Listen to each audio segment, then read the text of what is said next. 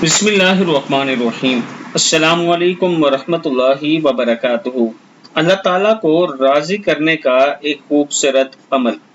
جو شخص بستر پر لیٹے اور یہ دعا پڑھے، اللہ کو راضی کرنے کا یہ وظیفہ ہے، یہ بہت ہی پیارا عمل ہے۔ ہر روز رات کو بستر پر لیٹ کر ایک مرتبہ اللہ ربی لا اشرک بہ شیئا، اللہ ربی لا اشرک بہ شیئا، 3 مرتبہ لا الہ الا اللہ لا الہ الا انت سبحانک انی کنت من الظالمین، 12 مرتبہ حسبی اللہ لا الہ الا ہوا علیہ توکلت وہو رب العرش العظیم، اور پھر 4 مرتبہ ربنا علیک توکلنا والیک انبنا والیک المصیر۔